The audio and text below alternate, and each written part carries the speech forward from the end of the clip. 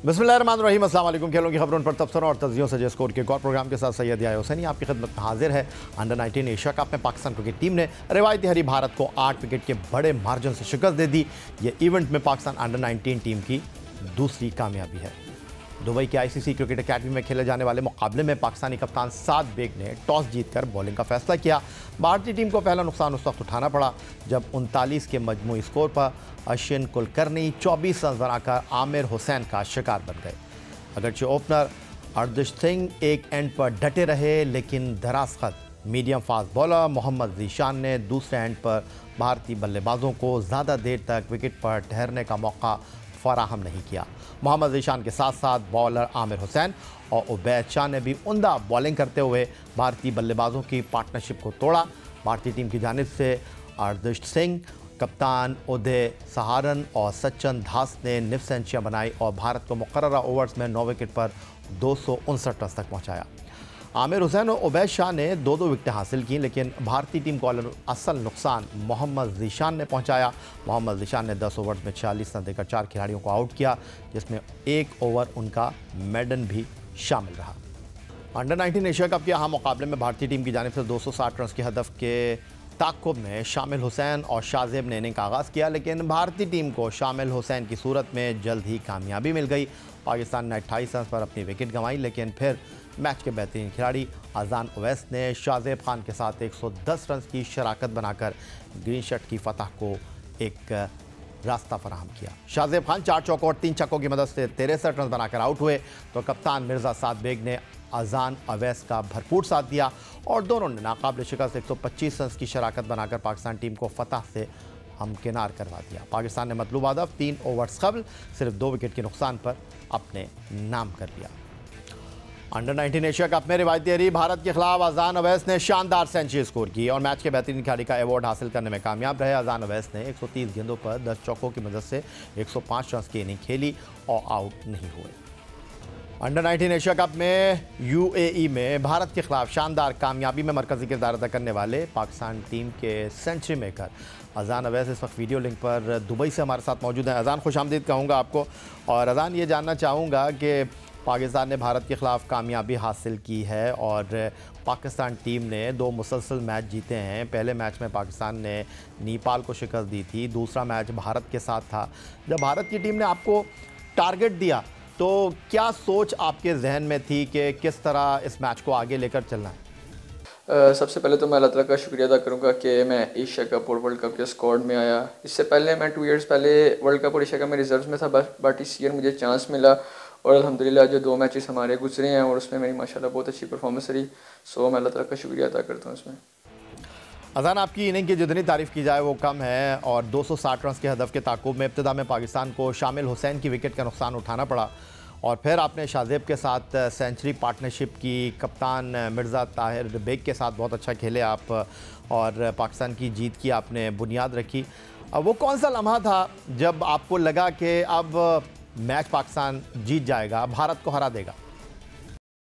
जी मैं एक्साइटेड था इस मैच के लिए और जब मैं बैटिंग करने जा रहा था तो मैंने अपने टीम के प्लेयर्स और अपने कोच यूसुफ भाई को कहा कि मैं इंशाल्लाह सेट होऊंगा, तो मैं इंशाल्लाह इस मैच को फिनिश कर करूँगा। बट जब शाहजेब आउट हुआ तो थोड़ा सा प्रेशर आया, बट उसके बाद साद जब आया, साद ने इस मोमेंटम को तोड़ा नहीं, उसने कैरी ऑन किया मोमेंटम को और फिर लगा कि हम जीत के करीब जा रहे हैं और अल्हम्दुलिल्लाह हम दोनों इस मैच को फिनिश किया। फिर अजान, रिवायती भारत के ख़िलाफ़ कामयाबी किसी भी मैदान में खेल के पाकिस्तान के लिए फ़ख्र की बात है और इस कामयाबी में आपने मरकज़ी किरदार अदा किया, सेंचुरी स्कोर की और दूसरी बात यह कि एक तरफ आपने सेंचुरी बनाई और अलग बात यह कि भारत के ख़िलाफ़ आपने ये सेंचुरी बनाई और पाकिस्तान ने भारत को शिकस्त दी।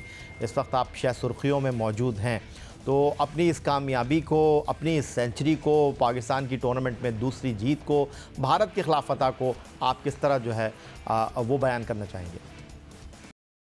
जी सबसे पहले तो हमारी जो मैनेजमेंट है उन्होंने सारी चीज़ों को बहुत इजी रखा हुआ है। हमारी जो प्रैक्टिसेस हो रही हैं उसमें हमें यही बताया जा रहा है हम ज़्यादातर गेम अवेयरनेस और क्वालिटी प्रैक्टिस कर रहे हैं जिससे हमें मैच में फ़ायदा हो और ये कि सब प्लेयर्स अपनी अपनी जगह पे अच्छी परफॉर्मेंसेस कर रहे हैं और इंडिया के खिलाफ हम एक अच्छा मैच जीते। इट्स जस्ट अ बिगनिंग और इंशाल्लाह ताला जो हमारे अब अगले मैचेस हैं हम उस पर फोकस करेंगे और इंशाल्लाह ताला ये एशिया कप अपने कंट्री के लिए जीतेंगे।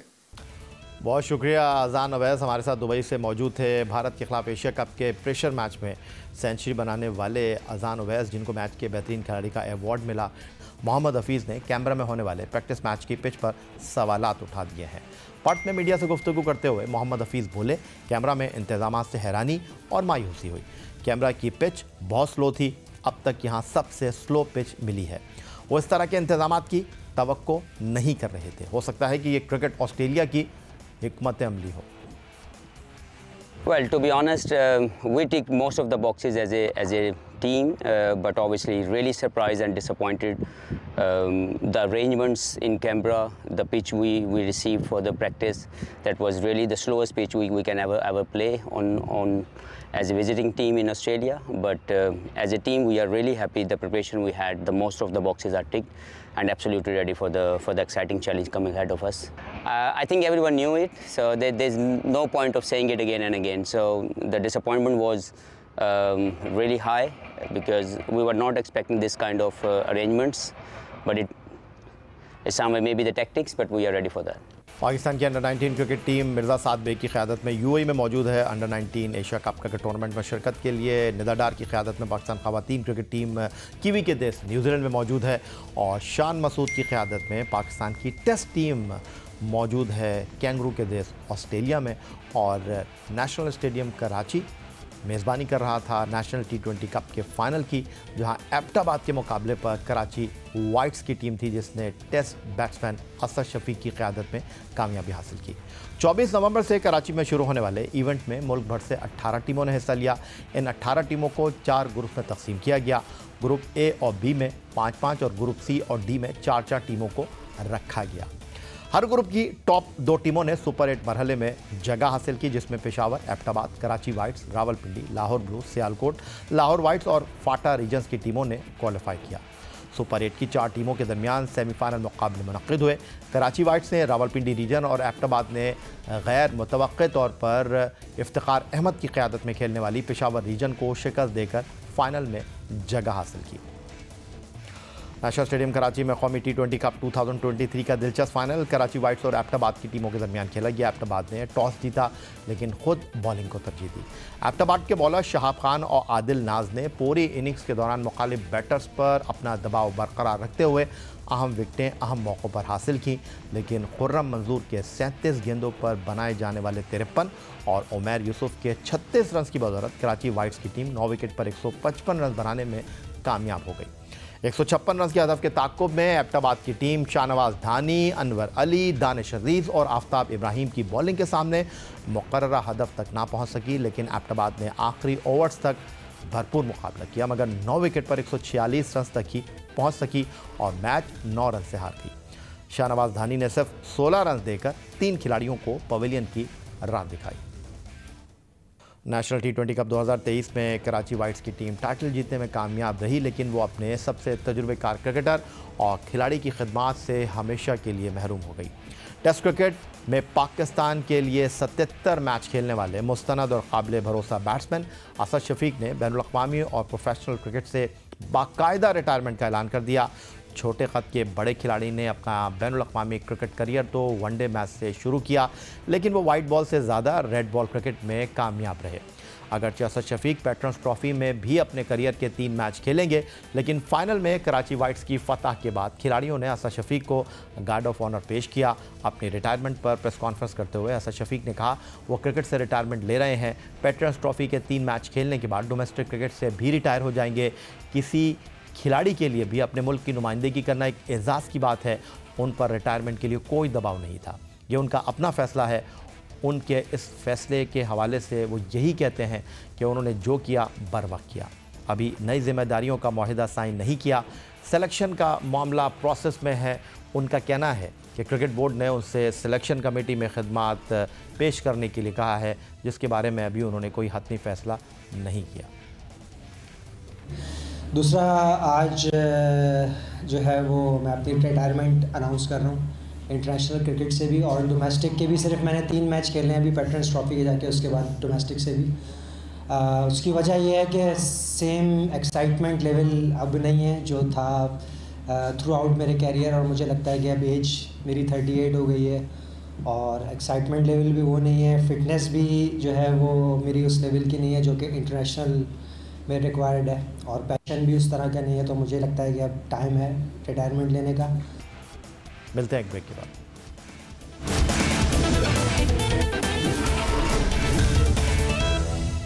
पाकिस्तान सुपर लीग सीज़न 9 2024 का ड्राफ्ट 13 दिसंबर को लाहौर में मुनक्किद हो रहा है, जहां पाकिस्तान सुपर लीग की टीमें अपने खिलाड़ियों का इंतखाब करेंगी और हतमी स्क्वाड को शक्ल देंगी।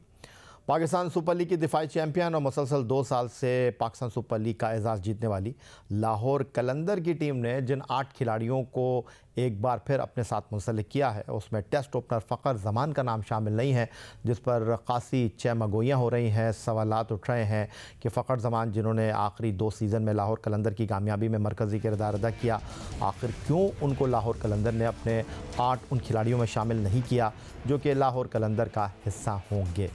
इस बात पर और पाकिस्तान सुपर लीग से जुड़ी मज़ीद ख़बरों पर गुफ्तगू करने के लिए आज हमें ज्वाइन कर रहे हैं लाहौर कलंदर के chief operating officer Sameen Rana. खुशामदीद कहेंगे आपको। Sameen, Pakistan super league season 9 2024 का ड्राफ्ट 13 दिसंबर को लाहौर में मुनक्किद हो रहा है। मुख्तलिफ़ टीमों ने अपने उन खिलाड़ियों को नामों का ऐलान किया है जिनको वो सीज़न 9 में भी अपनी टीम का हिस्सा रखेंगे। लाहौर कलंदर ने जिन 8 खिलाड़ियों के नामों का ऐलान किया, उनमें राशिद खान को सिल्वर कैटेगरी में रखने पर बड़े सवालात उठ रहे हैं। इस पर आप क्या कहेंगे? देखिए, राशिद खान ऑब्वियसली दुनिया के नंबर 1 प्लेयर हैं, हमारे भी नंबर 1 प्लेयर हैं। राशिद की अवेलेबिलिटी जो है वो अभी ऐसा पूरे टूर्नामेंट के लिए नहीं थी, बिकॉज उनकी भी सर्जरी हुई है जो सबको पता है, और वो सर्जरी से रिकवर कर रहे हैं। हम उम्मीद करते हैं कि वो जल्द उससे रिकवर कर लें, और उसी को देखते हुए फिर जो कि उनकी अवेलेबिलिटी जो थी वो डाउट में थी, उन्होंने ही बल्कि हमें कहा कि अगर मेरा कैटेगरी लो करने से टीम का फ़ायदा होता है तो मैं उसके लिए तैयार हूँ, जो कि मेरा ख्याल में एक काफ़ी सेल्फलेस अप्रोच शो करता है राशिद के एंड पे, बिकॉज वो अगर टॉप कैटेगरी में भी होते तो हमने तो उनको डेफिनेटली रिटेन करना था, ना सिर्फ इस सीज़न के लिए बल्कि अगले सालों के लिए भी। तो उनकी ये मैं समझता हूँ कि बड़ा पॉजिटिव जेस्चर था। टीम के कॉम्बिनेशन को देखते हुए, उनकी अवेलेबिलिटी को देखते हुए उन्होंने ये फैसला किया कि वो अपने आप को लोएस्ट कैटेगरी में रखेंगे, और जिसकी वजह से टीम का नुकसान ना हो। तो ये उसकी रीज़न थी, इसके बिहाइंड कोई कॉन्स्पिरेसी थ्योरी नहीं थी। Sameen, Pakistan super league season 9 के लिए मुख्तलिफ़ टीमों ने अपने खिलाड़ियों को जिस तरह रिटेन किया है, लाहौर कलंदर ने भी रिटेंशन में जिन खिलाड़ियों को अपने साथ मुंसलिक किया है, उनमें सबसे बड़ा सवाल यह है कि पिछले 2 सीज़न में लाहौर कलंदर चैंपियन रही है। इस बार दिफाई चैंपियन हैं आप लोग, और आपकी बैटिंग की बैकबोन फ़खर ज़मान है, उनको आपने 8 खिलाड़ियों में नहीं रखा, जिस पर बड़े सवालात उठ रहे हैं। क्या हम ये समझें कि लाहौर कलंदर और फ़खर ज़मान का सफ़र ख़त्म हो गया, या कुछ और कहानी है? नहीं, बिल्कुल भी। फ़खर जो हैं वो आपको पता है, जिस तरह आपने कहा, हमारी टीम के सबसे इंटीग्रल पार्ट है। ना सिर्फ इंटीग्रल पार्ट है, वो लाहौर कलंदर की जो करंट टीम है उसके सबसे सीनियर खिलाड़ी हैं, और उनका जो जगह है लाहौर कलंदर में वो तो हमेशा से है और हमेशा रहेगी। लेकिन जब आप ड्राफ्ट प्लान करते हैं तो आप कॉम्बिनेशन देखते हैं, कोशिश करते हैं कि आप किस तरह से अपनी जो पिक्स हैं उनको मैक्सिमाइज कर सकें। अब आप देखें कि हमारी इस दफ़ा ड्राफ्ट में आखिरी पिक है, और लास्ट ईयर अल्हम्दुलिल्लाह हमारी टीम जो है वो टूर्नामेंट डिफेंड भी किया टाइटल। तो हमारी कोशिश ये है कि हम मैक्सिमम जो लास्ट ईयर की जो विनिंग टीम है उसमें से प्लेयर्स जो हैं जितने भी रिटेन कर सकें वो करें। तो as a part of strategy हमने फ़खर को ड्राफ्ट में रिलीज़ किया है, but definitely he is going to be part of Lahore Qalandar, और इंशाल्लाह जितने हमारे फैंस हैं वो लाहौर की तरफ से ही फ़खर को खेलता हुआ देखेंगे। तो समीन, इस बात का सीधा मतलब यही है कि फ़खर ज़मान लाहौर कलंदर के थे और लाहौर कलंदर फ़खर ज़मान के साथ है और रहेगा। वो फ़खरे पाकिस्तान हैं, फ़खरे कलंदर हैं, और वो सबसे सीनियर कलंदर हैं, और वो हमेशा कलंदर में ही रहेंगे। समीन राना, एक बात और जो बड़ी अहम रही है, हर ड्राफ्ट से पहले कोई ना कोई बात ज़रूर होती है, और इस ड्राफ्ट से पहले कुछ इस तरह हुआ कि आपने सोशल मीडिया पर अपना एक पैगाम जारी किया। और इस पैगाम से ये तासुर उभरा कि आप बहुत सी चीज़ों से नाला हैं। अगर आप ख़ुद कुछ चीज़ों की वजाहत कर दें कि आपने कहा कि जो टीम के मालिकान हैं, जो टीम में शामिल करने वाले खिलाड़ी हैं, उनसे बराह रास्त बात करने के बजाय पाकिस्तान क्रिकेट बोर्ड के उसूलों और कवायद को अगर वो फॉलो करें, इसका मतलब मैं क्या लूँ, या आप इसका मतलब समझाना चाहेंगे? देखिए, ये मैंने इस कॉन्टेक्स्ट में बात की थी, बिल्कुल नाराज़गी नहीं है। मैं इस कॉन्टेक्स्ट में बात कर रहा था कि ये लीग हम सब की लीग है और इस लीग की बेहतरी के लिए हमें हर इंसान को हक हासिल है कि वो जो समझता है वो उसके लिए आवाज़ भी उठाए और उसके लिए बात भी करे। रूल है पाकिस्तान क्रिकेट बोर्ड का, और ये आज से रूल नहीं है, ये रूल काफ़ी पुराना है, पहले साल से है कि ये प्लेयर्स के साथ डायरेक्ट फ्रेंचाइजीज का बात करना जो है वो अलाउड नहीं है। उससे नुकसान ये होता है कि जब आप प्लेयर्स के साथ डायरेक्टली एंगेज करते हैं तो मिसकंसेप्शंस क्रिएट करते हैं, प्लेयरों के लिए भी और फ्रेंचाइज के लिए भी। जिससे होता ये है कि अनफॉर्चुनेटली प्लेयर जो हैं वो इनकरेज होते हैं because of certain incentive, certain reasons, कि वो अपनी फ्रेंचाइजीज को या अपनी जो लॉयल्टीज हैं उसको टेस्ट किया जाता है। मैंने सिर्फ आवाज़ इस बात पे उठाई थी कि आज अगर हम ये हरकतें करेंगे तो ये सारे बच्चे जो हैं ये हमारे आज के भी और मुस्तकबिल के भी सुपरस्टार हैं। तो हम क्या वैल्यूज़ प्रमोट करना चाह रहे हैं इनके अंदर कि आप अगर आज लाहौर से खेल रहे हैं और आपको ए कैटेगरी मिली है या बी कैटेगरी मिली है, वो कैटेगरी फ्रेंचाइज ने नहीं दी, वो कैटेगरी पाकिस्तान क्रिकेट बोर्ड ने एक प्रोसेस के बाद दी है और वो प्रोसेस के अंदर सारी फ्रेंचाइजीज भी शामिल हैं। उसके बाद उसका रिव्यू पाकिस्तान क्रिकेट बोर्ड की पूरी कमेटी करती है और उसके बाद डिसाइड होता है कि प्लेयर की क्या कैटेगरी होगी। हम सिर्फ अपने लालच में कि मेरी टीम सबसे अच्छी बन जाए और किसी तरह मेरे पास अच्छे से अच्छे प्लेयर आ जाए, उसको इनकरेज करने के लिए हम लोगों को बाज़ दफ़ा डायरेक्टली अप्रोच करके ऑफर्स कर रहे होते हैं कि आपको अगर फॉर एग्जांपल अगर आप गोल्ड में हैं तो आपको मैं डायमंड में ले लूँगा, आपको ज़्यादा पैसे मिल जाएंगे।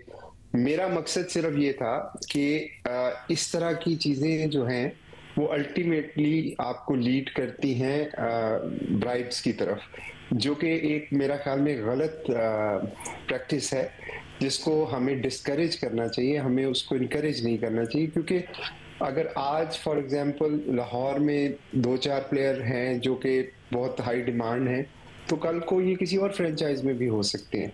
जो हमारा प्रोसेस है हमें उसके ऊपर सबको फॉलो करना चाहिए, बजाय इसके कि हम डायरेक्टली थ्रू एजेंट्स जो है वो अपने प्लेयरों को उनको मुश्किल में डालें कि वो अपनी फ्रेंचाइजीज के साथ अपनी लॉयल्टीज को चेंज करें। ये चीज़ मैंने ज़रूर मेंशन की और इसमें सिर्फ मेरा मुफाद नहीं था, इसमें मैं on behalf of Pakistan super league बात कर रहा था कि हमें इस तरह के काम करने से इज्तनाब करना चाहिए। और अगर आप देखें तो इंडिया में भी जब आईपीएल हुई तो उनके एक प्लेयर थे जडेजा, जो रविंद्र जडेजा है, वो चेन्नई की तरफ से मेरा ख्याल में खेलते थे और इसी तरह का एक इंसिडेंट हुआ वहाँ पे कि उनको एक फ्रेंचाइज ने डायरेक्ट अप्रोच किया और वो प्रूव भी हो गया और उसके बाद फिर उसको 1 साल के लिए आईपीएल ने बैन भी किया था। तो ये जो सारे रूल्स हम बनाते हैं ये इसीलिए बनाते हैं कि उसकी जो गवर्नेंस है वो ठीक रहे, हम अपने सिस्टम के अंदर किसी भी किस्म की जो गलत प्रैक्टिसेस हैं उसको ना आने दें। तो ये उस कॉन्टेक्स्ट में मैंने बात की थी और मेरा मकसद ये था कि हम किसी तरह अपनी तज़ीह भी करें और जो प्लेयर्स हैं उनको भी प्रॉपर्ली गाइड करें। बहुत शुक्रिया। Sameen Rana, chief operating officer Lahore Qalandar, हमारे साथ मौजूद थे और पाकिस्तान सुपर लीग के हवाले से गुफ्तगू कर रहे थे। आने वाले प्रोग्रामों में पाकिस्तान सुपर लीग सीज़न 9 2024 में शामिल दीगर फ्रेंचाइजेस के जो मामलात हैं उस पर भी गुफ्तगू करेंगे और टीमों के इंतखाब के हवाले से टीमें क्या सोच रही हैं इस पर गुफ्तगू का दायरा जो है उसको वसी करेंगे। यही आज का हमारा प्रोग्राम था। ट्विटर पर आप हमें फॉलो कर सकते हैं, आप हमें ईमेल कर सकते हैं, अपनी राय से आगाह कर सकते हैं score@geo.tv पर। इस दुआ इस उम्मीद इस तवक्को के साथ कि पाकिस्तान में खेल और खिलाड़ी तरक्की करते रहें। सैयद या हुसैनी को स्कोर की पूरी टीम के साथ अगले प्रोग्राम तक के लिए इजाज़त दीजिए। अल्लाह हाफ़िज़।